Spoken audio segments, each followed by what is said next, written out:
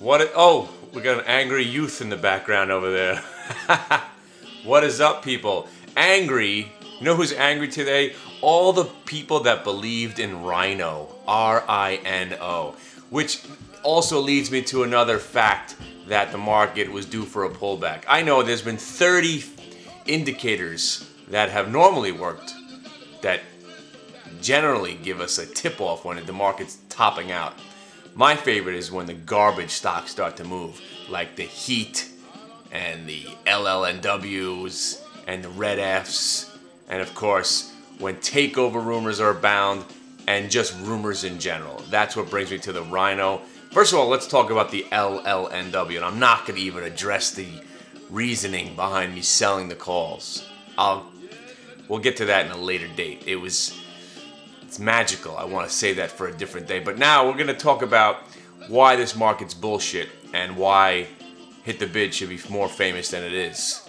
First of all, I don't know who the hell Muddy Waters is, but apparently they put out a report yesterday. Now, I want to read this report to you, okay? And I'm going to read it to you as just basically not their report, but something that I read. So Rhino's weaknesses was attributed to the comments at Muddy Waters Research. Weakness in Rhino International is being attributed to Muddy Waters Research, blah, blah, blah. The firm believes management has diverted tens of millions of dollars for its own use and that the FGD sales are much lower than claimed and that many of its customer relationships don't exist. The analyst believes Rhino's accounting has serious flaws and that there is a clear signals of cookbooks. They rate shares a strong sell with a 245 price target. Now, how come when I post on a message board or I make a video talking about a scam company, I get all this hate mail and the stock doesn't do anything? Apparently, Muddy Waters is a lot more popular than HitTheBid.com and Mr. Jefferson Crow. But all along, when I've been talking about these China stocks going up and going down, have I ever said to you that you shouldn't be playing both sides? And to the person on the message boards that said, I was saying to short something when it was going down and then now I'm telling you to buy it because it's going up. Hello. Every time I commented about Heat and every time I commented about talked about Rhino, I said you should be playing straddles on the stock because you never know, one day the stock can just open up and be at zero because we don't even know what these American companies are doing. We don't even know if we can trust Procter & Gamble. We don't know if we can trust anybody. The answer is no, but we want to still smoke the hopium and believe that there is something that actually makes sense in the stock market. But you're talking about a Chinese company.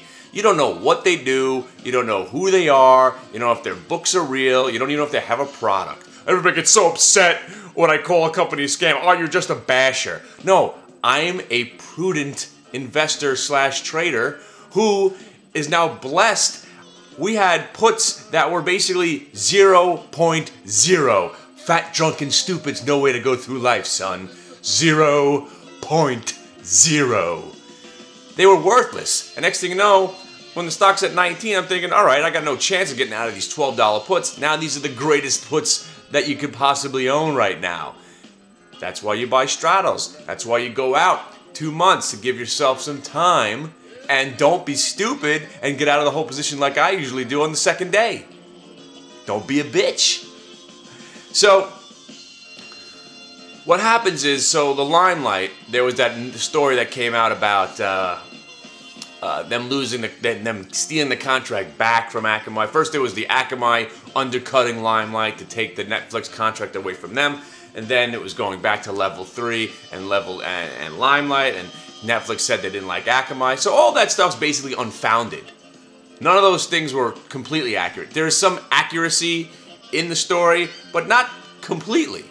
That's why this market is teetering on. The bullshit is starting to rise to the top. And when there's nothing else to do, rumors get abound, stocks get run up on bullshit, and then you got this Rhino news, okay? We don't know.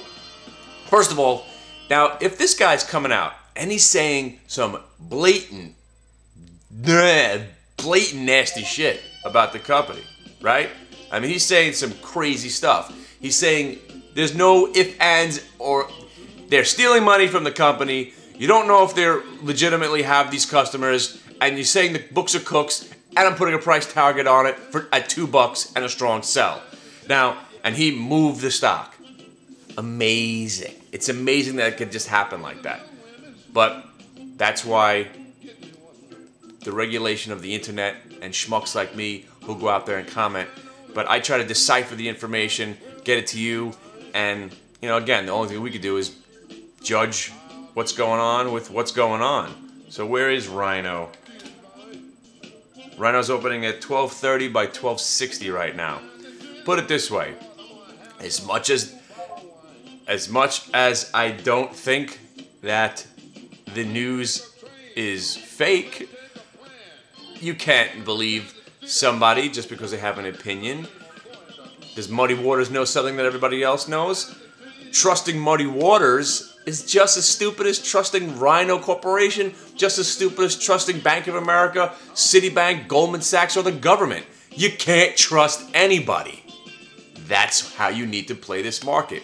And the last couple of months, when I just decided to play the manipulation and just float along, that's the only reason I made any money. Stop trying to think, show what the market's doing, and go with that. And play your straddles. Because one day, Higgs falling off the face of the earth. Next thing you know, Higgs up 40%. Broadcom's having a bust out. Broadcom's getting slapped. Broadcom's getting slapped even more. Broadcom has a 15-point move. Nothing makes sense. So be on both sides and try to pick and choose what you got to do. Does any of that make sense to you? But here's the thing. When these Rhino stories are out there and all this news-driven bullshit's coming out, that is another indication that the market is coming to some sort of short-term top, which I said a couple of days ago, and now the CSCO news. Now the CSCO news is another great thing. John Chambers. So if we know he's notoriously downplays everything that comes out of the company, why do we even listen to him? We know whatever he's saying shouldn't be taken so seriously, but apparently they're taking some serious look at CSCO this morning, and the whole market's going to be gapping down today. Now, of course, the market can make that all back in about 20 minutes, or even if we actually go down today, which we probably won't. I'm not making this comment about where the market's going to go because I'm not going to even talk about that anymore because it doesn't matter what I say. The story is, who cares? And when I look at something like this, I say, oh, so the market needed a break, right? And here's your break. Here's your sell-off. Leave it up to CSCO. Huh. I think it was going to happen no matter what. Even if CSCO said something awesome, they were going to sell it off. So we got Rhino, and let's take a look at what we got. Heat. Rhino and Heat were our last garbage stocks that were moving. Heat reported earnings, if you want to call them that. And all right, we're at 757 by 793. Means nothing because I have options on the thing. So I went in shorting the Heat and I bought calls on it. That's how I played it. And I'm more biased to the upside because 85% chance, especially because Rhino was crashing and Heat was actually moving higher into the close yesterday. I like that action a lot. All right, let me go. But we'll talk about why and the power that I possess with the limelight later on. All right, enjoy your day. I'm going back to sleep. I would much prefer Krull.